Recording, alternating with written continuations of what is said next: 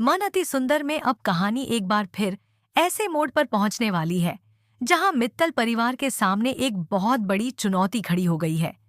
दोस्तों, आने वाले ट्रैक में मोंटू और उसकी बहन कलावती अपनी चाल चलते हुए पूरे मित्तल परिवार को पूरी रात का समय दे देते हैं और उनके सामने ऐसी शर्त रख देते हैं जिसे सुनकर परिवार के सभी लोगों के होश उड़ जाते हैं। मोंटू और कलावती साफ शब्दों में कह देते हैं कि अगर मित्तल परिवार को इस घर में रहना है तो उन्हें पूरी रात के अंदर घर के असली कागज ढूंढकर दिखाने होंगे। अगर परिवार उन कागजों को खोज लेता है तो मोंटू और कलावती मित्तल भवन छोड़कर चले जाएंगे, लेकिन अगर पूरी रात बीतने के बाद भी घर के कागज नहीं मिलते हैं तो मित्तल परिवार को यह घर छोड़कर बाहर जाना पड़ेगा।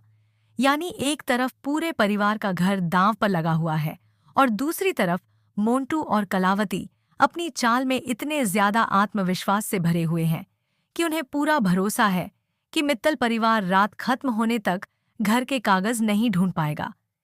इस चुनौती को सुनने के बाद राध्या और प्रथम भी पीछे हटने वाले नहीं हैं। दोनों मोंटू और कलावती की शर्त को स्वीकार कर लेते हैं और कहते हैं कि ठीक है, अगर तुम्हें लगता है कि हमारे पास इस घर के कागज नहीं है या हम उन्हें ढूंढ नहीं पाएंगे तो हम पूरी रात इस घर के हर कोने को तलाश करेंगे और असली कागज ढूंढ कर रहेंगे। लेकिन दोस्तों, उस वक्त राध्या और प्रथम को शायद इस बात का अंदाजा भी नहीं होता कि यह फैसला आगे चलकर उनके लिए कितना बड़ा साबित होने वाला है, क्योंकि अगर वह कागज नहीं मिलता तो मोंटू और कलावती के पास मित्तल परिवार को घर से बाहर निकालने का रास्ता साफ हो जाएगा। यही वजह है कि अब पूरे परिवार के लिए यह सिर्फ किसी कागज को ढूंढने की बात नहीं रह गई है, बल्कि यह उनके घर, उनके अधिकार और उनके भविष्य की लड़ाई बन चुकी है। राध्या और प्रथम के हामी भरते ही पूरे मित्तल परिवार में कागजों को लेकर अफरा तफरी मच जाती है। हर कोई अपने अपने तरीके से घर के उन कोनों को तलाशने में लग जाता है जहां पुराने दस्तावेज या जरूरी सामान रखा हो सकता है।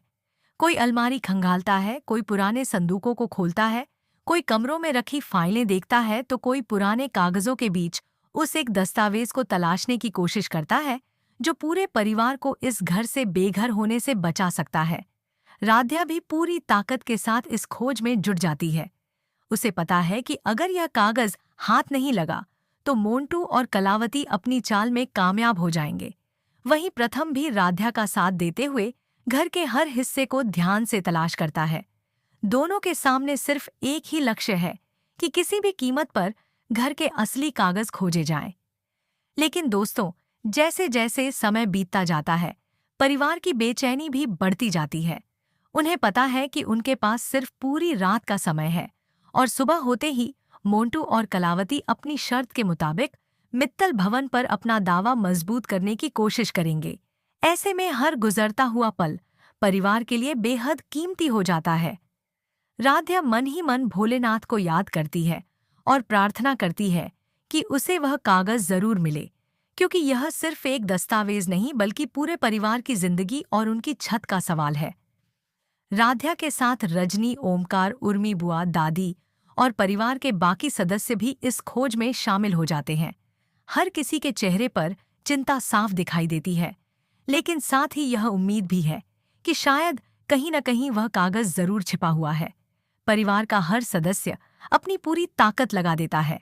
रात गहराती जाती है और घर में एक के बाद एक जगह तलाशी जाती है। कभी किसी पुराने बॉक्स से उम्मीद जगती है, लेकिन उसमें जरूरी कागज नहीं मिलता।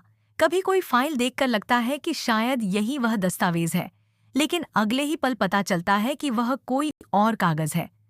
इस तरह परिवार की उम्मीद बार बार बनती और टूटती रहती है।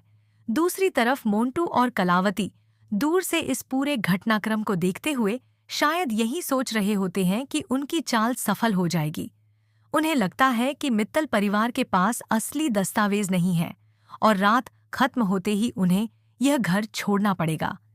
कलावती के चेहरे पर भी एक अलग तरह का आत्मविश्वास नजर आता है, क्योंकि उसे पूरा भरोसा है कि उसने ऐसी चाल चली है जिससे मित्तल परिवार निकलने का कोई रास्ता नहीं खोज पाएगा।